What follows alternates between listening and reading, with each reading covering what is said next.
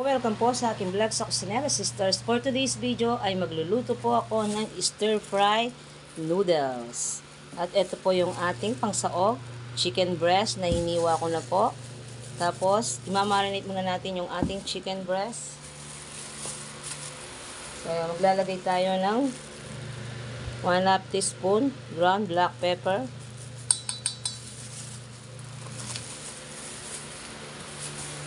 Tapos, maglalagay din po ako ng 1/2 teaspoon na paprika.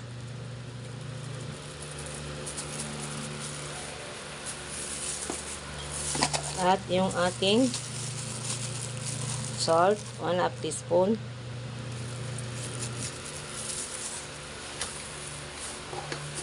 Tapos, haluin lang po natin ito.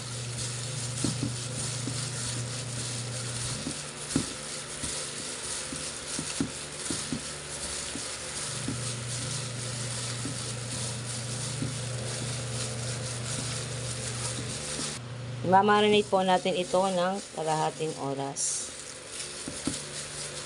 So, syempre, ang aking mga ingredients ay gagamit po ako ng toyo, yung original, yung Lee Kum Kee. Tapos, meron po akong sesame oil, brown sugar, nor seasoning,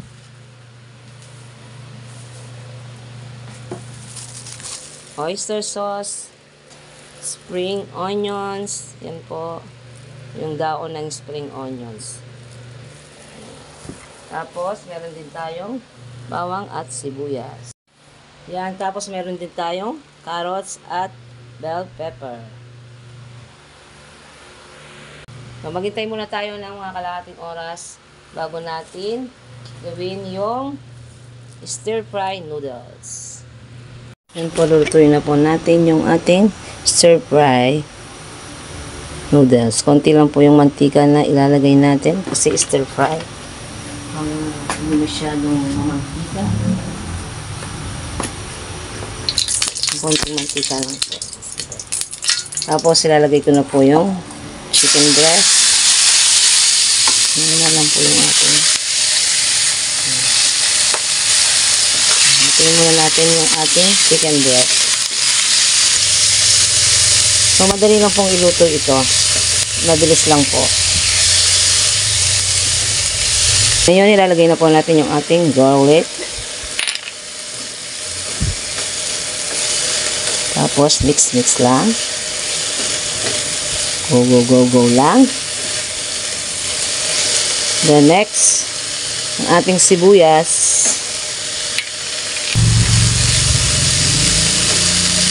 Tapos, susunod po natin ilagay ang ating carrots.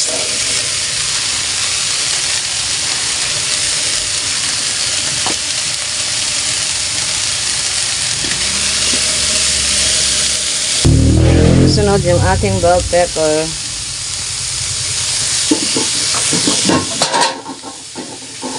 Susunod natin ilagay yung ating spring onion.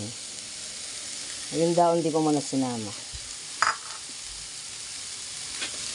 Ayan natin na ma-fry yung ating mga carrots tsaka bell pepper. Ilagay na natin yung ating noodles.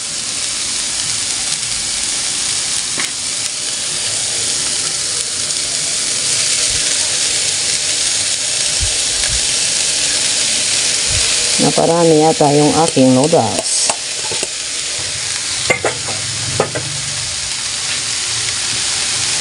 Mix muna natin. Ngayon, maglalagay na ako ng original toyo.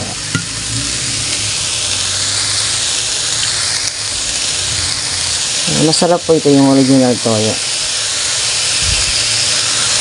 Tapos yung ating oyster sauce.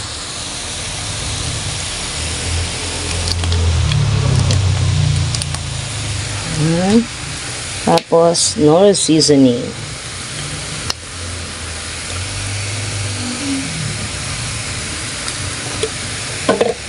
Tapos, yung ating brown sugar.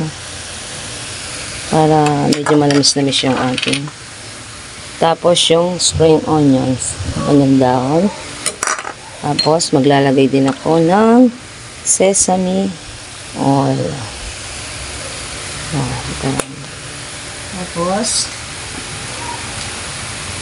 Tapos mix lang po natin ito.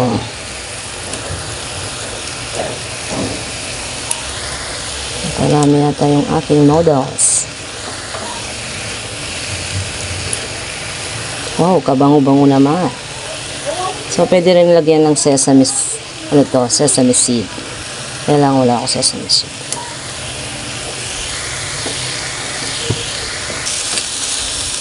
Oh, bango. Bango ng aking niluluto. Sarap-sarap naman. Kaya lang, ba't nahihirapan akong mag-alo?